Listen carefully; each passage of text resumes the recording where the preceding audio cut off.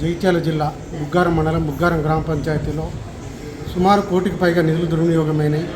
గత 5.5 సంవత్సరాల నుంచి మేము పోరాటం చేస్తూ ఉన్నాం. మరి గౌరవ లోకాయుక్త న్యాయస్థానంలో కూడా కేసు వేస్తే ఆ న్యాయస్థానం జడ్జి డాక్టర్ సివి రాములు గారు ఆర్డర్ జారీ చేస్తూ క్రిమినల్ కేసులు నమోదు చేయాలని చెప్పేసి కూడా ఆర్డర్ జారీ చేశారు. అలాగే కలెక్టర్ గారిని పర్సనల్గా ఆ నిధుల దుర్వినియోగం పైన పరిశీలించి ఈ చట్టపరమైన చర్యలు తీసుకోవాలని ఆదేశించారు. అది డిసెంబర్ 6న లోకాయుక్త నుండి ఆర్డర్ పాస్ అయినప్పటికీ కూడా ఇప్పటి వరకు చర్యలు జరగలేదు.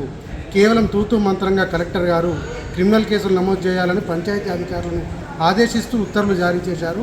మరి ఆ కలెక్టర్ గారి ఉత్తర్వులను లోకాయుక్త ఉత్తర్వులను కూడా పక్కన పడేసి పంచాయతీ అధికారులు అవినీతికి పాల్పడి దుర్వినియోగమైన నిధులపైన ఎలాంటి చర్యలు తీసుకోవడం లేదు.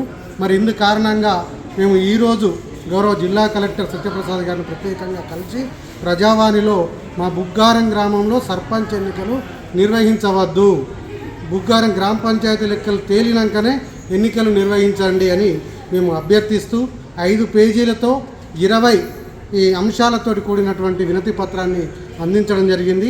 ఇప్పటికైనా గౌరవ జిల్లా కలెక్టర్ గారు స్పందించి చర్యలు తీసుకుంటారని చెప్పేసి మేము విశ్వసిస్తున్నాం.